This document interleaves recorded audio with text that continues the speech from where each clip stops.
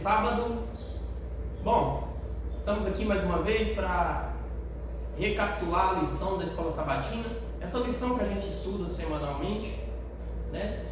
Diariamente. E todo sábado a gente vem aqui em classe recapitular, tanto com os alunos da Escola Sabatina, quanto você que está visitando. Então, mais uma vez, queremos agradecer você pela oportunidade de permitir que nós entramos no seu lar, trazendo um pouquinho do conhecimento que Deus nos dá também ao seu coração. Nesse momento, pedimos que feche seus olhos para a gente fazer uma breve oração para iniciarmos. Pai Santo e Eterno Deus, mais uma vez estamos aqui no teu santo sábado para te agradecer por mais essa oportunidade e também para aprender um pouquinho mais de ti, para descobrir o que é que o Senhor deseja aos nossos corações. Ajude-nos neste momento a abrir a tua palavra, a falar da tua palavra, que o Espírito Santo do Senhor habite no nosso coração, trabalhando na nossa mente para desenvolver o conhecimento de ti e aprender um pouquinho mais de ti. Nos ajude a continuar nos teus caminhos, entender, observar e praticar os teus ensinamentos. Nós pedimos por Jesus. Amém. Bom, amigos, nós estamos na lição de número 11 e hoje nós vamos falar sobre a missão em favor dos não alcançados, parte 2. Semana passada a gente fez a parte 1. Essa semana a gente vai fazer a parte 2, que é a continuação, né? O texto é Mateus capítulo 15, verso 28. Diz assim o texto base de hoje: Então Jesus exclamou: Mulher, que grande fé você tem, que seja feito como você quer. E desde aquele momento a filha dela ficou curada. O que está acontecendo aqui? Essa mulher, ela ouviu rumores que Jesus estaria ali naquela região, então ela corre desesperadamente para pedir ajuda ao mestre, pois a sua filha estava há muito tempo endemoniada. E essa mulher já não tinha mais solução. E quando ela descobre que Jesus está ali passando, ela vai até ele pedir socorro, né? E Jesus prontamente, por causa da fé dessa mulher, cura essa filha. O demônio que estava tomando conta dessa criança, dessa menina, é expelido por Jesus e vai embora da vida dela. E aqui estão nossos professores, Edmar, Getúlio, e nós vamos ver o que nós podemos aprender e extrair desses ensinamentos de hoje, juntamente com você, é claro. Tá bom? Então vamos lá. E aí, Getúlio, o que você tem a dizer dessa? Temos uma senhora de outra nação, apesar que a gente, estudando aqui, a gente vê a diferença dos discípulos e do povo de Israel, para com outras nações, a não ser Samaria, Judéia e o nome da outra cidade que era perto. Ele tinha uma diferença muito grande com os cananeus. E essa mulher que está aqui falando com Cristo é uma mulher cananeia. Para encurtar a história mais, para dar oportunidade às outras faladas, vimos que Cristo nos demonstrou uma coisa que não tinha, que na vista daquele povo judeu ainda não estava ampla, não tinha ampliado, que a fé não vinha só para eles e a salvação também não vinha só para eles, mas sim para todos os seres humanos. E aqui Cristo deu exemplo para eles, mostrando que em outros países, em outras cidades, em outras populações também, ele veio para buscar e salvar e eles têm fé também. Interessante. Uma coisa que a gente tem que observar aqui é a estratégia, né? Mais uma vez a gente vê a estratégia de Deus. Deus é aquele Deus todo-poderoso, que Ele pode tudo, mas Ele não chega atropelando, vamos supor, te obrigando a aceitá-lo. E também Ele não chega perto de você para que você se sinta mal e se distancie dele. Primeiro Ele te acolhe, Ele faz você abrir o olho e enxergar que Ele é Deus e Ele é um Deus de oportunidade. Não só para o judeu, não só para a pessoa que já aceitou Jesus, mas para as pessoas que estão no fundo do poço mesmo ainda. Então Deus chega e acolhe, Ele dá oportunidade para todos, né? Quando a gente olha aqui, Edmar, os dois escritores ali, Mateus e Marcos, o Espírito Santo usa eles de uma forma diferente, né? Porque Mateus vai falar para um grupo de pessoas que não iria aceitar essa situação. Já Marcos também vai falar para um grupo de pessoas que ia aceitar sim, né? Aí ele vem tratando ali de uma etnia, né? São um grupo de pessoas que aos olhos do povo judeu eram escarnecedores, e aí ele vai falar desse povo, né? Principalmente da situação dessa mulher. E aí ele tem que saber como chega ali, né? Aí foi uma inspiração, né? Cada escritor desse aqui escreveu para um tipo de pessoa. Mateus escreveu para os judeus, Marcos escreveu para os gentios. Você vê que Marcos ele usa uma linguagem totalmente diferente quando ele vai tratar do caso da Sirofenícia. Né? Ele usa um outro jogo de palavras. Ele coloca assim mais ameno. E Mateus ele usa com todas as palavras, e essas palavras elas eram aquilo realmente que o judeu ele pensava, que o judeu imaginava. Porque o judeu, seguinte, ele tinha os samaritanos, as pessoas que não faziam parte do seu povo, como cachorro mesmo, como animais, como cachorrinhos, como cães, né? Eles tratavam dessa maneira.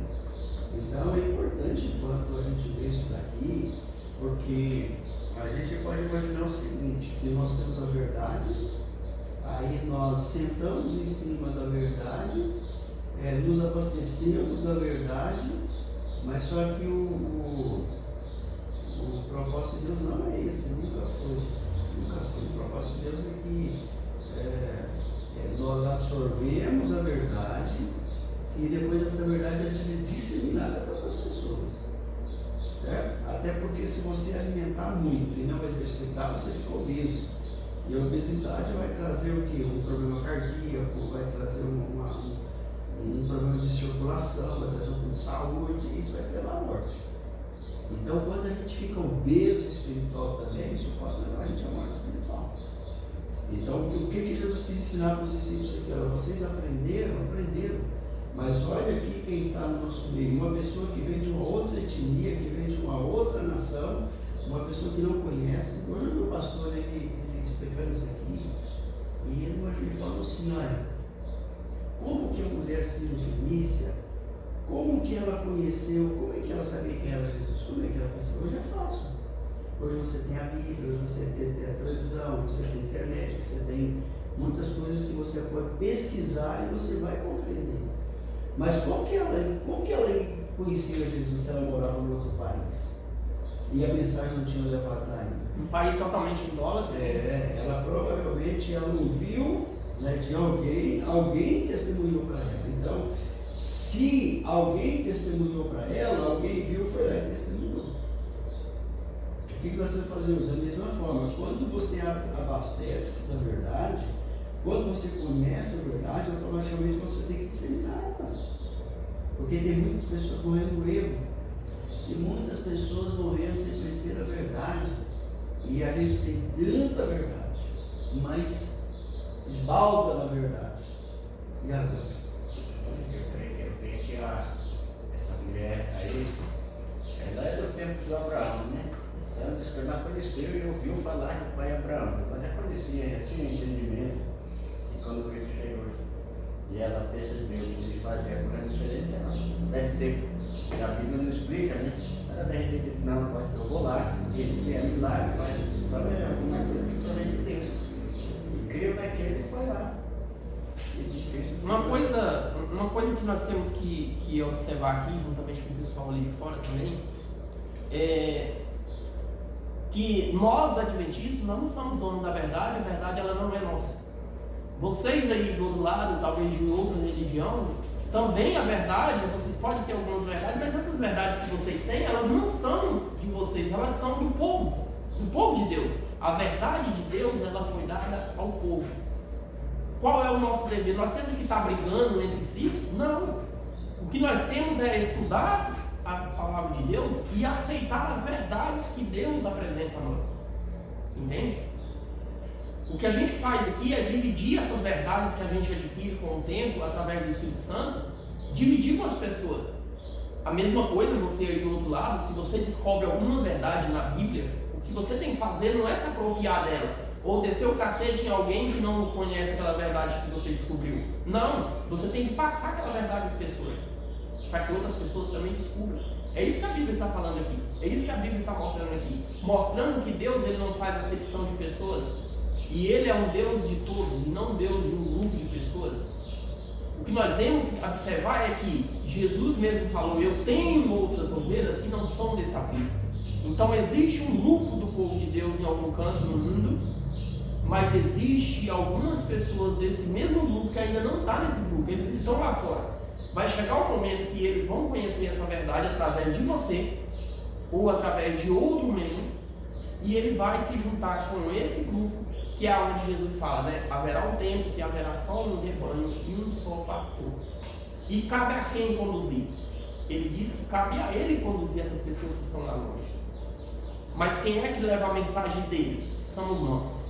Nós que temos que levar a mensagem.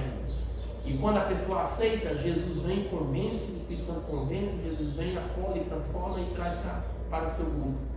E assim vai se juntando aquele povo que está espalhado ao rebanho, aonde o aprisco que ele falou que ainda tem outras ovelhas que não são desse aprisco. Então existe sim de fato um aprisco verdadeiro. E você que está lá fora tem que entrar para dentro desse aprisco. E tem que ser logo, porque Jesus está voltando. E quando ele voltar, não vai ter tempo mais de você passar para dentro do rebanho do aprisco verdadeiro. É aí que está a coisa. Apesar de todas a fraqueza do homem, Deus é Deus amoroso, é Deus de amor, né? Ele veio para buscar e salvar os seus filhos que estavam perdidos, né? E isso não importa a distância, nem para ele já é distância da história de Mateus e a história de Lucas aí. Isso aí não é menos de 500 anos ou 200 e poucos anos, ele escreveu ali, um para uma língua, outro para outra língua, outro para um povo, uma nação. Então, ele não faz exceção, ele vive para todos. O amor deles é como se fôssemos um só. Agora, irmão Getúlio, o que acontece? O que a gente consegue ver? Né? A gente estamos falando aqui de alguém que acolhe a verdade, que tem que pegar essas verdades e passar para outras pessoas sem fazer acepção, porque Deus não ensina isso, acepção de pessoas. Né? Mas o que acontece no meio evangélico, no meio cristão? É que algumas pessoas fazem como Jonas. Né? O chamado chega até você muitas das vezes até absorve aquelas verdades, aqueles ensinamentos, mas você não está disposto a ir. Você nega, né, o chamado, você não está disposto a ir, a dividir aquele conhecimento, a levar aquela palavra de esperança. Interessante, tem uma questão aqui de domingo, quando ela fala sobre essas missões, né, no meio estrangeiro, ela às vezes não aborda, tipo assim, só a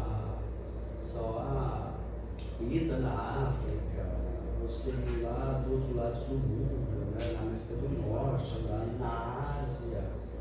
O que quer dizer o seguinte, que nós podemos encontrar outras pessoas,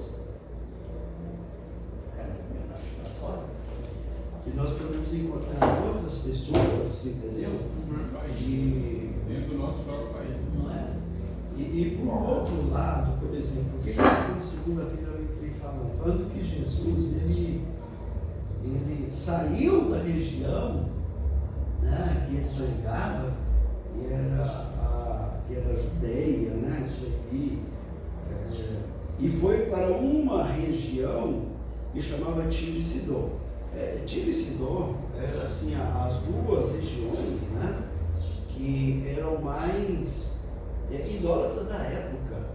Interessante que a lição fala assim, que como que surgiu isso aqui? Quando o povo de Israel saiu do Egito e entraram para a terra de Canaã, Deus pediu que eles não fizessem nenhuma associação, tipo assim, um casamento, né? Ligação afetiva, sociedade, com um povo que não conhecesse ele. Aí o povo de Israel pega os filhos do povo de Israel, as filhas começaram a manter esse relacionamento com os outros que não conheciam a verdade. Quer dizer que, veja, ao invés do povo de Israel foi colocado um ponto estratégico da terra para trazer a verdade para o povo que estava ali, que era um povo idólatra, a idolatria deles começaram a entrar dentro do povo de Israel, e eles começaram essa prática. Você vê que o povo de Israel, em certo momento, adorou Baal, adorou muitos deuses, que foi justamente essa ligação. Quando Jesus veio, a região de Tiro e Sidom, né, eram as duas regiões assim, mais idólatras que tinha. Então, parece assim, o pessoal misturou, tem um pouco israelita, só que vai fazer uma meia separação aqui. Então fica mais ou menos aí, a gente fica de cá. Por exemplo, os judeus não iam lá. Imagina um fariseu que ir lá e diz, olha, lá tem gente que precisa também do que? Do evangelho. Vamos lá pregar. Jamais eles fariam isso. Jamais eles fariam isso. Jamais. Jesus chega, como a salvação ela é inclusiva, né? Ele chama os discípulos então para ir até a região de Sidom. Você sabe o que eu fico imaginando? Qual é a reação dos discípulos? Né? A reação dos discípulos, chegar ali, nesse povo, bom, mas vamos lá, então começa. O que é importante aqui é que Jesus foi lá, né? Ele pregou o Evangelho e o Evangelho ficou plantado ali, na mente de alguns. Lógico que a nação, a cidade não aceitou, mas corações foram transformados. Isso é bem verdade. Depois com a história da Sírio-Fenícia, onde era de lá. Por quê? Porque Tiro e Sidom era uma cidade, quando Israel desobedeceu tanto, a sua decadência foi tanto que os sírios, que o reino do norte, né, já estava dividido, o reino do norte, os sírios invadiram, né, e levou Israel cativo para outra terra e trouxe pessoas de outro lugar e colocou para morar ali. Fez uma mistureba, né? Exato. Então, aquele lugar era terra que Deus tinha dado para o povo, mas que estava sendo habitada por gente que nem Deus conhecia. Então, por isso que era bastante discriminada essas cidades, né? Então, quando Jesus ele decide ir para uma terra dessa, né, e passar ali para deixar exemplo, deixar as boas novas, ele estava dando um exemplo tremendo para os seus discípulos, né? E assim, talvez escandalizou muito eles, e talvez por isso a elite religiosa interessava em Jesus, né? Olha, que libertador é esse? Que Messias é esse que ao invés de fazer separação, ele está fazendo concessão com outros povos, né? Então, a verdade, Paulo, esperava era isso mesmo, era uma separação, né? Aquele lá não serve, aquele lá. Então, quando ele chegar, ele vai separar e vai ficar só nós com o nosso mestre, né? É isso que eles esperavam. A verdade é que os fariseus julgavam as pessoas pelos seus atos. então, Você imagina se Deus julgasse o homem pelos seus atos. estava enrolado. Essa semana, irmão Ismael, eu vi um cara colocou um vídeo lá no Instagram, né? Espancando, o rapaz estava num poste assim, e a polícia embaixo, um monte de pessoas ao redor, né? E a polícia ficou ali ao redor ali, aí até o cara desceu, o cara sentiu confiança, né? Ele estava com a polícia, desceu. Quando ele desceu, o povo caiu em cima, batendo, quebrando ele todinho, sabe? E a polícia só de longe assim, gritando, mas não fazia nada, né? E muitos comentários assim, eu falei, rapaz, você já pensou? Se Deus agisse da mesma forma com nós, como é que seria? Porque essas pessoas que estão batendo, as pessoas que estão batendo nesse cara, transmitindo eles estão se tornando pior do que eles. A verdade, irmão Tomás, Isso é verdade. você sabe qual é a grande verdade que existe nisso aí? É que eu não tolero o deslize do meu irmão, não tolero. Aí a gente está isso aí. Só que aquela questão que a Bíblia diz assim, olha, você vê um cisco que está no olho do seu irmão, mas esquece que você tem uma trave. Entende? Então, tipo assim, ó, qual é o nosso maior erro? Sabe qual é o nosso maior erro? É condenar alguém sem saber que, por exemplo, naquele ponto em que eu estou condenando ele, eu sou sou forte. Mas só que tem outro ponto que eu sou fraco e ele é forte. Essa é a questão. Por isso que entra o não julgueis para que não Não se será julgado. Olha só. Com a mesma medida com que medides, né, também os medirão. É por isso que a gente vê aqui a preocupação do escritor desse livro que a gente está estudando aqui, que é da lição, né?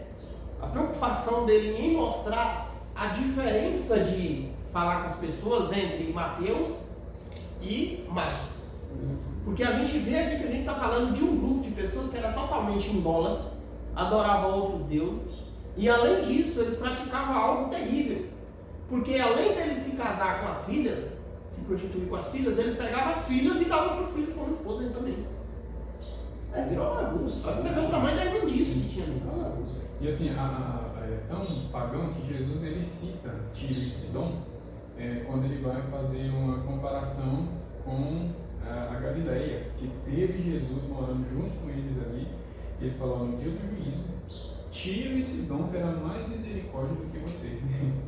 Por quê? Porque vocês tiveram a verdade no meio de vocês e rejeitaram, recusaram. E é muito interessante essa parte que você cita aí, Paulo, porque acontece o seguinte, veja, eu vi uma pessoa uma vez perguntando assim, olha, será que uma pessoa, né, que faz parte, por exemplo, vamos usar aqui uma região, Candomblé, e ele morreu aí há 50 anos atrás, sem conhecer nada da Bíblia, sem conhecer a verdade, tem salvação para ele? Pode sim, pode ter sim.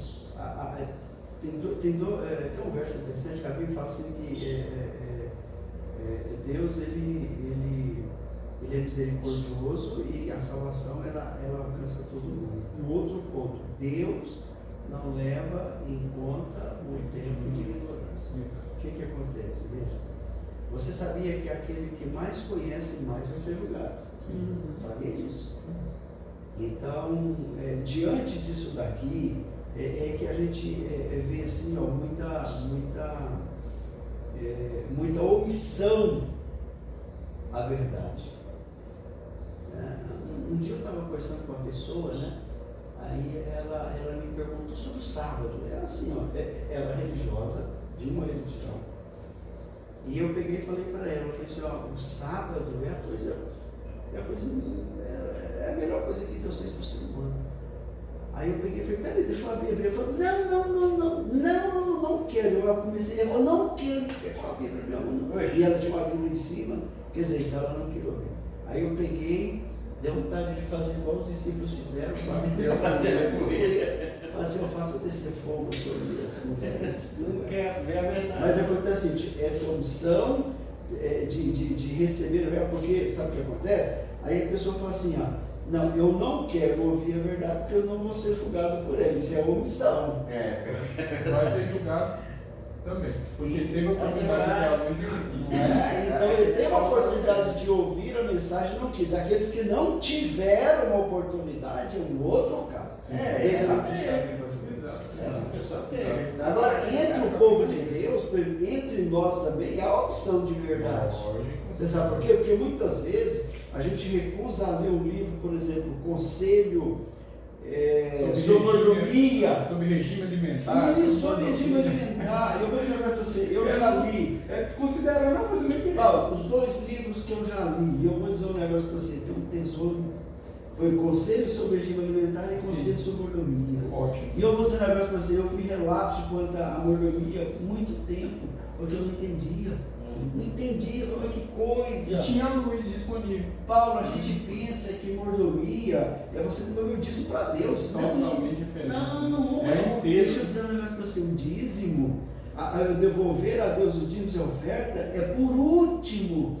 Outra história interessante, essa história eu não sei muito bem. Uma certa feita, um missionário foi para uma aldeia, né? E ele começou a pregar ali, começou a pregar. E no sábado ele fez um culto. E ele falou assim, olha, eu vou dizer assim, vou tirar a oferta aqui pela primeira vez, eu vou ver qual é a mentalidade do povo. Como não tinha uma salva, o diácono pegou uma peneira, porque os índios usam muito peneira, né? Que banho. E ele pegou e começou a passar, e explicando para o pessoal, olha, o que você tem, você dá. Quando ele chegou no pajé, que era o chefe da tribo, né? o pajé pediu para ele colocar a peneira no chão. Pediu para ele colocar a peneira no chão, ele colocou a peneira no chão, ele entrou dentro da peneira, pulou dentro da peneira. Aí o missionário não entendeu, né? Não entendeu e perguntou para ele por quê. Ele falou assim, olha, primeiro eu tenho que me doar. Se eu não dou o meu coração e a minha vida, o resto não vem. Não vem. Então, o reflexo... E se vier é para comprar Deus. Não é? E aí não vale. É a mesma coisa de Não nada. tem um sentido puro. Sim. Você está me entendendo? Às vezes até para desencargo de consciência. Sim. Paulo, olha, a morte, ela fala assim, olha, se o povo de Deus fosse fiel nos dízimos, nas ofertas, não precisaria de pamonhada, de sorvetada, de quermesse, ela chama isso de quermesse. Quermesse, não necessitava. Você sabe por quê? Porque lá no povo de Israel, quando Deus ele estabeleceu, ele pediu, olha, faça assim, faça assim, faça assim. E o povo de Israel devolve 25% das suas rendas, você sabia disso? E é o povo mais rico da face da terra. Ah, não, então agora eu vou devolver para eu ficar rico também. Quando isso entra na minha mente, eu não doei primeiro. Está entendendo? Entende aqui? Então veja só, hoje nós omitimos muitas verdades que a Bíblia tem, que o Espírito precisa ter, porque a gente não busca. Ah, eu prefiro não. Peraí, mas você é julgado por isso também. Então hoje, no livro de Espírito e Profecia, Paulo, a gente nem vê, ninguém vai nem falar.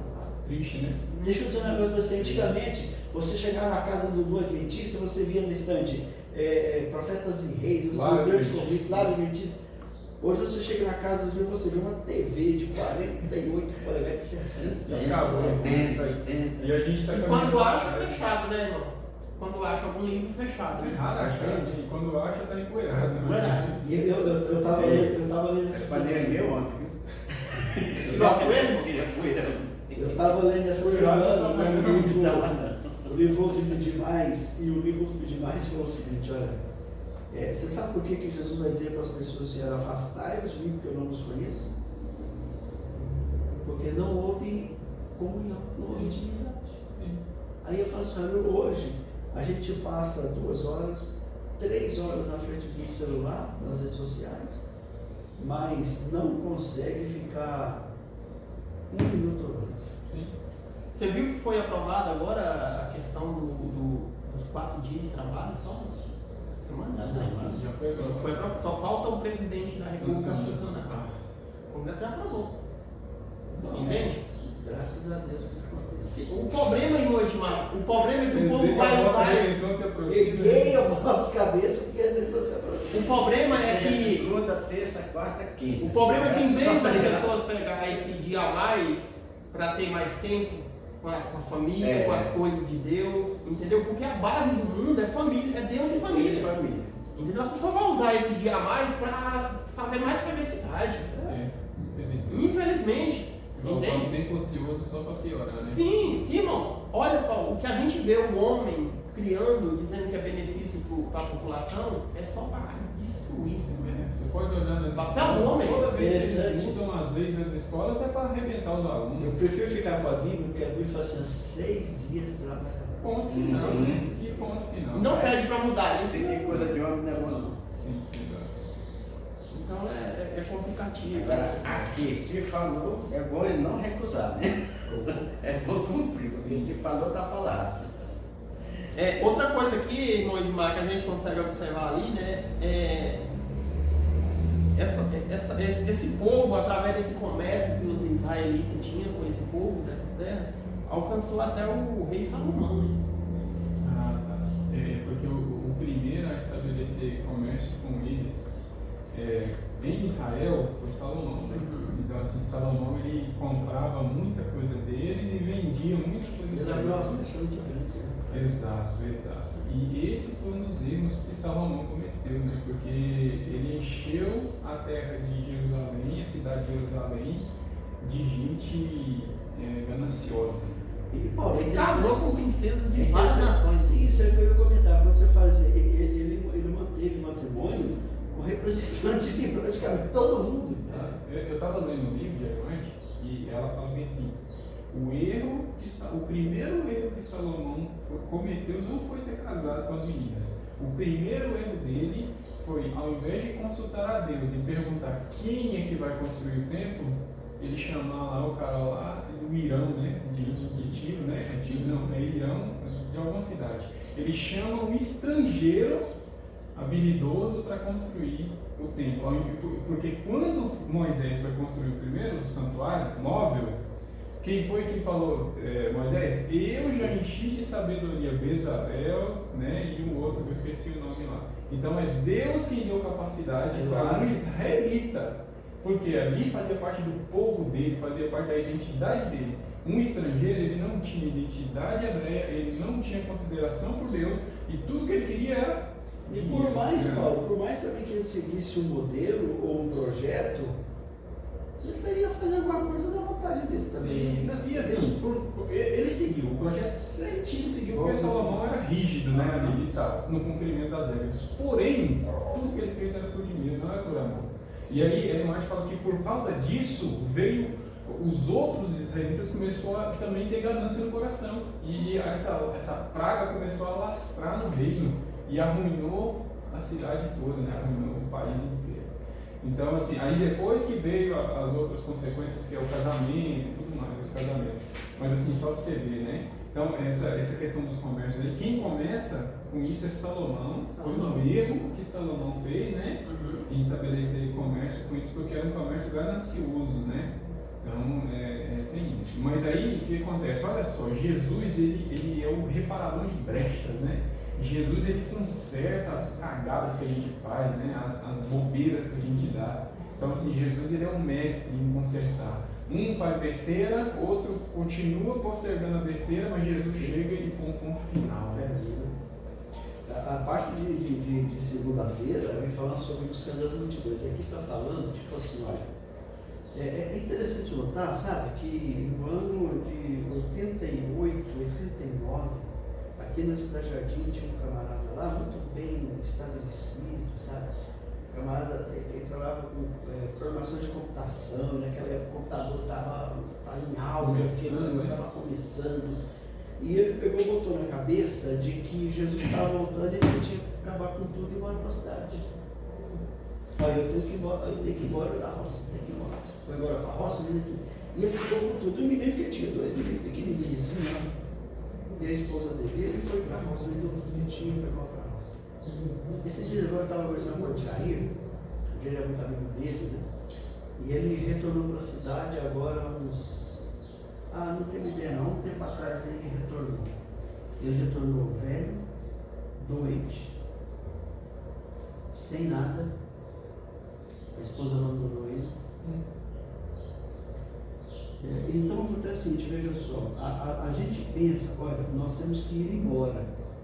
E eu acredito que sim, a gente tem que sair da cidade, tem que sair dos grandes centros, tem que sair. Mas a lição de segunda-feira vai falar assim, como é que ficam as pessoas que estão dentro Quem vai pregar para eles, né? Quem vai dar testemunho para eles? Entende? Outra coisa, Edmar, quando você lê o livro Vida no Campo, você vê que o projeto de Deus para o seu povo é o campo. Então, o projeto original de Deus para o povo é o campo. Por quê? Porque ali os filhos não iriam se corromper, porque ali a ambição não subiria ao coração do sujeito, né? Porque ali você estaria livre das contaminações imorais que existem na cidade grande. Esse é o projeto de Deus para o seu povo. Porém, a gente está longe do projeto. A gente quebrou, pega um sujeito igual você, igual o Clamar, igual o Getúlio. O Getúlio já viveu mais na roça, você talvez também consiga sobreviver. Pega eu e o Clamar também não sei. Mas se jogar eu dentro de uma roça, talvez eu morra de fome. Não sabe mais, cara. A geração de hoje fugiu do plano de Deus. Como fugiu? E agora, o que ele faz? Deus vai começar. Ele tem outros planos, entendeu? Um plantador de arroz e mandioca. Então você já conhece. Mas eu sei jogar num campo ali, eu vou de fome, eu não sei como lidar, entendeu? Então assim, e aí? O que acontece? Então quer dizer que Deus me rejeitou? Deus rejeitou quem não? Não, tem plano dentro da cidade. Tem plano. Só que tem as consequências também. A gente não trabalha na reação de Deus e dá Paulo para lá. Interessante. Mas esse negócio da história da vida do campo que ela estava estudando Majaana, estava estudando, nós dois estudamos o livrinho todo, que não é grande, né? Cada dia nós estudávamos uma história e conversávamos sobre aquele assunto. E às vezes a gente pensa isso mesmo, Paulo. Se a gente sai todo mundo, quem que vai pregar? Mas olha, se nós prestamos atenção, Cristo não manda nós ir para o meio da cidade. Ele só diz, saia do meio. Né? Por quê? Por que não manda? Porque por enquanto você vai comercializar o seu gênero que você planta. Você vai ter que vender para comprar outras coisas que você não tem. E nessa venda que você vende lá para cá, para a cidade, é que você aproveita e prega o Evangelho. Esse é o ideal de Deus. Esse é o ideal de Deus. A gente fugiu desse ideal. Se pegar os meninos de hoje e colocar no campo, eles morrem de fome. Não tem como. Então, aí Deus não tem um plano B para isso? Tem. Vai pregar o Evangelho. Se consagra e sai para pregar. Sai para anunciar as grandes multidões. Olha, tem gente na miséria, tem gente ali que não sabe diferenciar a mão esquerda da mão direita, né? Assim, tá nas escuras. E o nosso dever é ir, já que a gente está fora do plano original de Deus, então se adapta a esse novo plano e pregar para essas grandes multidões. Paulo, ontem eu estava em casa, né, ajudando a mulher lá na casa lá e tal, mais meus meninos, e a gente estava lavando a área assim, e passou um rapaz, ele veio lá de longe, coitado, de rua, acho que é drogado, não sei, entende? Ele vinha, levantava o pé assim, chorando, e levantava o pé, um assalto quente. Aí de longe ele falou, me dá um pouco da água aí, eu lavando com a mangueira, né? Me dá um pouco da água aí, eu não entendi, eu vi assim, me dá um pouco da água com a mangueira. Eu falei, não, moça, eu vou pegar água aqui pra você. Aí entrei lá, peguei água pra ele, né? Um copão assim, ele nem me deu o copo, levou o copo. Né? Aí ele vinha indo assim, eu lavando lá, e minha esposa falou, não, cadê o rapaz já foi? Eu falei, já, eu vou dar um copo. Aí ela falou assim, não, mas ele esperar, eu vou dar um tênis aqui pra ele, porque coitado, veio lá de longe, pisando na ponta do pé, tava queimando o pé dele. Aí eu gritei, ele voltou, aí ela pegou, deu o tênis pra ele colocou no pé e saiu. Rapaz, aquele saiu água no meu olho, sabe? Olhando aquela situação. Olha, pô, o que a sociedade está fazendo com o povo? Cara? Não, acabou. A sociedade nossa é falida, meu irmão. Ela faliu mesmo. E aí é o seguinte, tem gente, Paulo, que passa por um cara daquele ali, desce o cacete nele, de fama, piora a situação dele. Coração endurecido. Nós estamos com uma família ali que a Ana me procurou e eu fui arrumando, eu estou nem de resposta para ela. Está passando necessidade, ela veio do Maranhão, aí, através do genro e da filha que está aí, nós conhecemos eles, agora lá perto da atravessando da praça, outro lado. E os netos, ela trouxe o neto de lá, porque era envolvido em droga, ficou aqui tudo bem. Começou a trabalhar, saiu de droga, agora voltou a vender droga, a velha adoeceu, aí ela trouxe mais dois, aí não sei o que desavença lá teve, que eles separaram, deixaram a reta lá passando fome, o rapaz só dorme até meio-dia e sai para vender droga, nada mais. Aí tá, aluguel atrasado, ajuda atrasado, então para jogar ela na rua, que ela já está gastando 4 meses atrasado, e não tem gás, não tem comida, não tem nada. E ela me disse, e agora que nós fazemos? Rapaz, não pode fazer muita coisa não, porque nós estamos ainda na luta, né? Mas quando nós chegar, você está com ela, vou ver se a gente Ontem, lugar dela. antes de ontem, uma mulher que está presa, mas é aquele negócio de passa o dia fora, vai só dormir lá na cadeia. Deu um golpe na minha irmã, né? Deu um golpe na minha irmã, ela transferiu o dinheiro para ela. E eu fico olhando assim, quem está fazendo isso? É a sociedade que está fazendo isso, irmão. Por quê? Por que eu falo a sociedade assim, os poderosos? Por quê? Porque em vez de manter aquela pessoa ali pagando a dívida dela como que diz? O tempo foi determinado pelo juiz para ele ficar preso, e colocar essa pessoa para trabalhar, entende? Como os Estados Unidos faz, outros países fazem, ele solta aquele cara para estar na rua praticando crime. Sim. E não tem trabalho, ninguém vai aceitar ele. Fala que é preso, acabou, tá? Entende? Porque se o Brasil agisse da forma em que, vamos supor, os Estados Unidos agem dessa forma, né? Eu sei que tem suas falhas, mas age dessa forma. Ele coloca o prisioneiro para trabalhar. Ele coloca o cara para garantir o pão da casa dele. Até lá já tiraram. É o diabo mesmo que entra no meio das leis para bagunçar os direitos humanos, uma bagunça. Em vez de transformar a pessoa para herói, transforma a pessoa para pior, irmão de mar. Porque você pega um cara que não está recuperado, sem trabalhar, ele joga ele na rua, o que ele vai fazer? Ele vai fazer a mesma coisa de novo. O trabalho dignifica o homem. Então a mulher está presa, está indo dormir na cadeia e durante o dia fica aplicando golpe. E assim, só para a gente entender, por exemplo, a gente vê o endemoniado de Gadara. Era propósito de Deus que aquele cara tivesse endemoniado, morando num cemitério, com a pele toda rasgada? Não, porque nunca foi propósito de Deus. Era escravo do inimigo. Escravo do inimigo. Mas ele estava naquela condição. Quando Jesus chega, ele fala, não era para você que está aí, nessa condição. Mas já que você está nessa condição, eu vou libertar você. E o que ele queria fazer quando ele foi liberto por Jesus? Queria seguir Jesus. E Jesus disse para ele: você não vai me seguir. Não era O para você. propósito não era aqui, o propósito da vida dele era. Exato. Então, não era para você nem morar no cemitério, tá endemoniado aí. Não, esse nunca foi o plano de Deus para você. Mas já que isso aconteceu, volta para sua cidade, para Decápolis, e vai pregar o evangelho lá. A sua vida é o testemunho. Então hoje, o plano de Deus não era para a gente estar vivendo no meio dessa loucura que a gente vive. Mas já que vocês estão vivendo aí, sai para pregar para as multidões. E As por quê? multidões estão precisando ouvir a palavra de Deus. E por que eu estou falando essa história para vocês? Porque nós estamos na lição de segunda-feira, onde fala da compaixão de Cristo para o povo. Sim, exato. Jesus olhava e ele tinha compaixão das pessoas. Ele queria um tempo de sossego, o povo não dava, e ao invés de sentir raiva, ele sentia compaixão. Né? Olha que coisa. E quando você sente compaixão das pessoas, você se coloca no lugar dela. Sim. Né? E é interessante, quando você fala aí do livro de Gadara, que Jesus ele retorna ali em Decápolis, né? A Bíblia diz que ele retorna no tempo de luz da gente, e ele encontra na morte, ele encontra quase 100 pessoas que tinham sido convertidas pelo testemunho daquele camarada. Então, veja só, o que ele pode pensar? Eu moro numa cidade grande, numa metrópole, numa megalópole, numa cidade. E aí, o que eu vou fazer? Quer dizer, tem trabalho aqui dentro, tá? Tem muita gente que está perdida, sem saber. Entendeu? Então, o que A gente não tem fazer, tempo, sabe? irmão, de ficar chorando nas pitangas. Entendeu? Não tem. Muita gente fica lá, a gente deveria mudar, a gente tinha que ter. Meu amigo, tinha.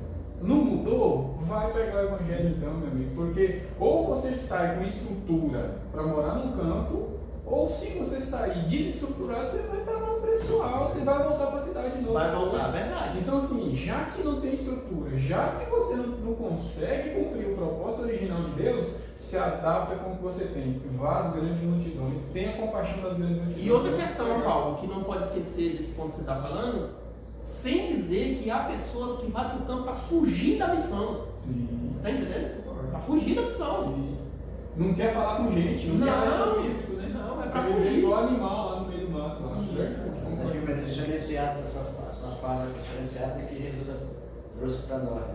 Que apesar de todos os contratempos que vinham para cima dele, aí que ele teve a compreensão da responsabilidade e a missão que tinha na terra. Né? Aí a atenção faz a pergunta: o que nós tiramos para nós de lições daí? Né? Nós devemos tirar de lições o quê?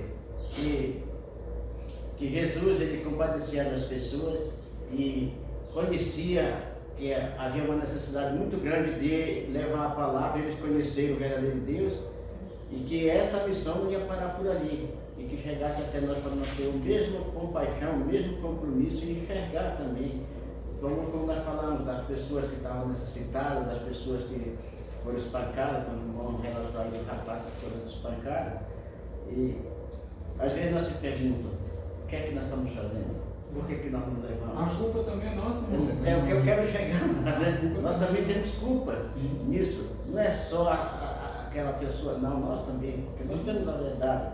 E Cristo dá um exemplo logo aqui, buscando as multidões. Ele diz, olha, querido, vou até ler aqui.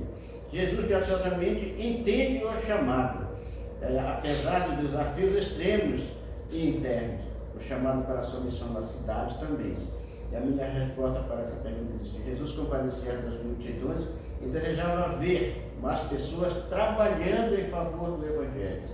Né? E esse desejo ele não desejava, ele deseja até hoje, porque Qual é o nosso nós problema? deixamos a desejar. Qual é o nosso problema? Por que a gente também tem sangue nas mãos? Né? Por que a gente é culpado disso? Porque o nosso dever deveria ser ir até o Espírito Santo, ter uma ligação íntima, e aí ele dá as ordens para a gente.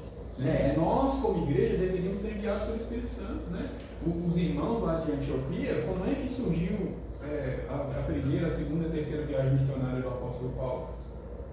Como? Eles estavam jejuando e orando. uma igreja que só crescia, que só bombava, que só estava ali o tempo todo, e eles jejuando e orando se o negócio está bom ou não, Marco? Para que jejuar e orar? Esse deveria ser o pensamento, mas não. Eles estavam ali, Senhor, manda o Espírito Santo, a gente quer fazer a tua vontade. Aí o Espírito Santo separa Paulo e Barnabé, depois separa Paulo e Silas e manda para pregar o Evangelho. Se Paulo não tivesse saído para pregar o Evangelho, o mundo todo não tinha conhecido. Então, ou seja, qual é o problema da nossa igreja hoje? Dinheiro? Falta de dinheiro? Não é. Recursos a gente tem de sobra. Falta é o Espírito Santo. Essa é a verdade. E a gente vê isso aqui em terça-feira, né? Sim. Quando está falando aqui de Marcos e Mateus, né? Sim. A gente vê que o Espírito Santo é quem se preocupou em guiá-los, todos dois, no momento de suas instruções, de dialogar com esse povo, né? O Espírito Santo fez isso. Aí quando você chega aqui e fala, ó, todos nós temos que nos preocupar de que nós precisamos do Espírito Santo para ser guiados. Porque a gente vê Mateus escrevendo, e a gente vê Marcos escrevendo, a gente pensa, nossa, top de escritor. Mas se não fosse o Espírito Santo, esses homens não tinham feito essa diferença. Exato. Exatamente. Né? Mateus era cobrador de impostos, né? Tá vendo? Mateus ele era ladrão, né? Ele era um ladrão. Então, assim, Jesus alcançou ele e fez dele uma bênção. Marcos, ele tinha sido rejeitado pelo próprio Paulo. O apóstolo Paulo rejeitou ele, mas o Espírito Santo tocou em Barnabé. Vai lá, Barnabé, vai atrás desse cara, busca ele. E aí eles deixam o evangelho aqui para a gente escrever. Então, assim, eles foram uma bênção, por quê? Porque o Espírito Santo conseguiu ter acesso ao coração de pessoas que foram ajudar eles.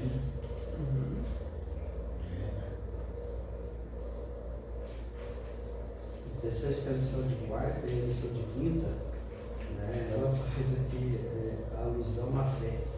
Então ela termina aqui mostrando a fé de duas pessoas interessantes. A primeira foi a mulher Fenícia. Né? A gente fica imaginando, olha, ela aprendeu o Evangelho. Como é que ela aprendeu o Evangelho? Ela conhecia Jesus. A verdade é que, olha, é interessante isso daqui, porque Jesus estava passando um lugar e ela estava fazendo o quê? Clamando. Os discípulos olham para aquela mulher e tentam manter o mais longe de Jesus possível. Abafar. Aí eles não conseguem, a mulher tem teimosa. Ela grita mais. Aí qual é o segundo desejo deles? Dá esmola logo para essa mulher. Que ela vai embora. Fala logo o que ela está pedindo e despacha essa praga, né? Despacha ela. Interessante, porque quando Jesus chama ela, né, e ela chega até Jesus, ele profere algumas palavras que massageou o ego dos discípulos. Né? Duras para a mulher, né? Hoje eu vi o pastor Mateus falando sobre isso, e ele pegou e falou assim, ele falou que Jesus não falou nada. Jesus ficou em silêncio, certo? O poder ficou em silêncio quando ele disse para ela que não era bom que tirasse o pão dos filhos e lançasse aos cachorrinhos. Ele falou assim, aqui os discípulos naquele momento falaram assim, yes, nós estamos com Era o que eles queriam? nós estamos com o mestre certo, é isso mesmo, isso aqui não passa de uma cadela. Era isso que eles tratavam as outras pessoas. Mas por um outro ponto, o pastor ele falou assim, olha, Jesus estava tratando aquela mulher como se fosse um cachorrinho doméstico, não um cachorro de rua. Por quê? Porque eles estavam debaixo da mesa. Se eles estavam debaixo da mesa, ele tinha uma casa. A pura verdade que Jesus queria testar a fé daquela mulher. Essa é a verdade que ele queria. Ao mesmo tempo que ele testava a fé da mulher, ele estava dando lição uma para os discípulos, né? Eu vi a irmã comentando sobre essa história. Ela diz assim que o silêncio de Jesus fez com que os discípulos ficassem achando bom, né? É isso aí, silêncio, não tá. Ignora. Mas as palavras de Jesus, chamando ela de cachorrinho, isso que escandalizou até eles. Assim, eles assustaram, né? Poxa vida, né? Caramba, ele é mais duro do que a gente pensava, né? Ele é Ele foi além das nossas expectativas. Está né? confirmando que os líderes judeus achavam, né? Exato. Só que aquilo deu uma leve arranhada no coração deles também. Ao mesmo tempo em que eles entram em consentimento, parece que as palavras foram muito duras, escandaliza eles também. E aí, nesse momento que eles estão escandalizados, a mulher ignora tudo aquilo, né? Passa por cima daquelas barreiras e fala assim: até os cachorrinhos comem das migalhas que caem da mesa dos donos. E aí Jesus olha para ela: você tem fé, vai porque o seu pedido foi atendido, né? Interessante, Paulo, que quando a gente pega isso daqui, a lição também ela traz a história lá do servo do centurião de Cafarnaum, né? O centurião de Cafarnaum, ele não era judeu, meu amigo, ele era romano. Mas é interessante que a irmã White fala assim, que ele ajudou a construir uma sinagoga. Você já sabe dessa história? Ele construiu uma sinagoga. Por isso que ele era querido. Por isso que ele era querido. Ele, assim, ó, Por isso que quando ele apresentou um problema sem solução, por ele ser querido, alguém falou que tem assim para ele: não tem a solução. Eu conheço alguém que tem a solução. Vamos lá que esse cara vai resolver esse problema. É interessante que quando ele chega, ele fala com Jesus. Aí Jesus olha para os discípulos e fala assim: olha, eu nunca vi fé tamanha. Nem em Israel. Paulo, eu queria fazer aqui uma comparação, porque em alguns momentos Jesus olhou para a nação judaica e falou assim: ó povo incrédulo. O que é incrédulo? Sim. Não tem fé. Não tem fé. Né? Gente de pequena fé. Quer dizer que ele usa um termo para o povo de Deus que estava chamando a atenção para a falta de fé. Para o povo de Deus, para aqueles que conhecem a mensagem, para aqueles que conhecem a Bíblia. E ele olha para duas pessoas que eram não faziam parte do povo de Deus, não conhecia, e falou assim: não existe tamanha fé.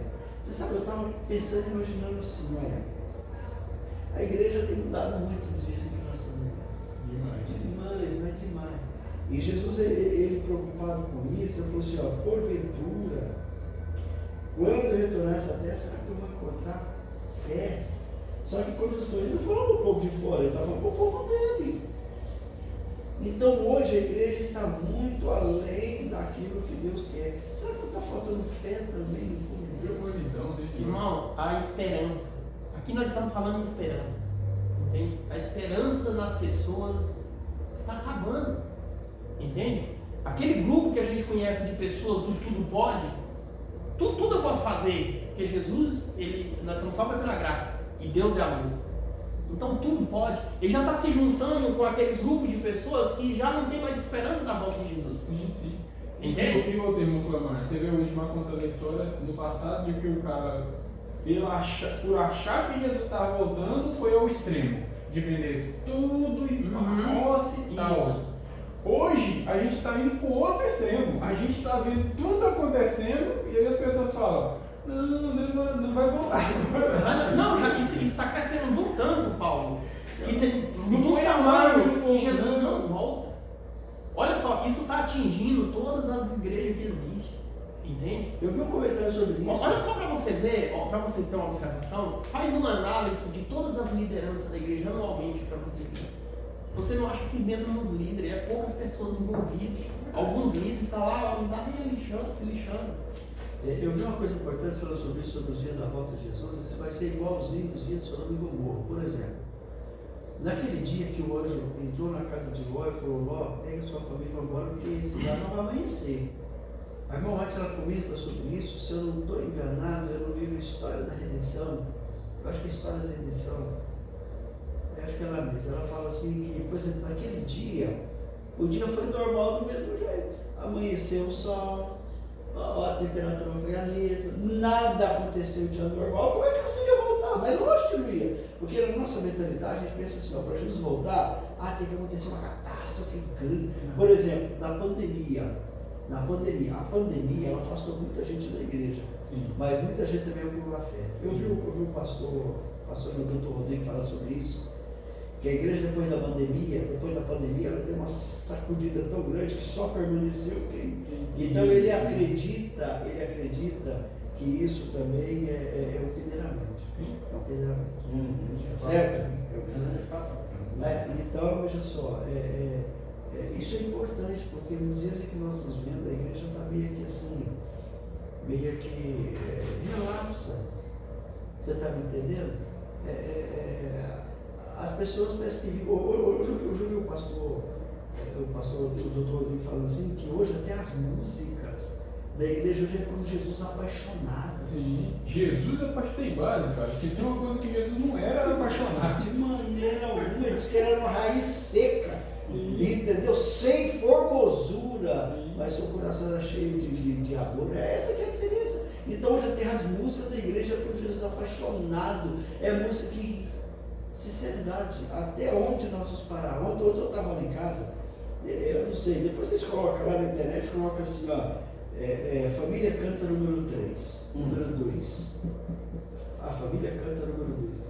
Veio o estilo de música da Zilda, do Elias e do outro lá que era mãe, pai e filho. Rapaz, eu estava olhando outro assim, mas sinceramente, me deu um desânimo tão grande. Eu falei, aonde que nós vamos? Para onde que ele está indo? Eu olhei para eles assim e falei, meu pai, nessa época era totalmente diferente. Eu era da época que Arotos do Rei cantava, né, sem nenhum instrumento musical. E emocionava. Que isso?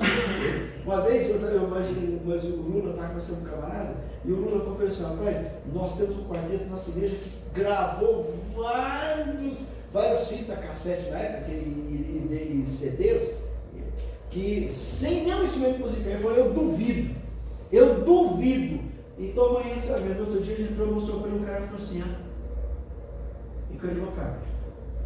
Então assim, até o Arauto do Rei já deu uma mudada. Tem alguns miasmas nas músicas do Arauto do Rei, que aquilo... Tudo mudou porque os corações mudaram. Então o que a gente fala aqui, amigos, que está do outro lado, não é para te causar espanto, mas te trazer para a realidade. Quando a gente vai para o Velho Testamento, a gente encontra Deus sendo o nosso refúgio, sendo a nossa fortaleza, Ele cravando nós na rocha que é Jesus Cristo. Quando a gente vem para o Novo Testamento, a gente encontra o Filho de Deus, aquele único homem justo que pisou na terra, Ele dizendo que Ele é o caminho, Ele é a verdade e Ele é a vida. Entende? Ele é a nossa esperança.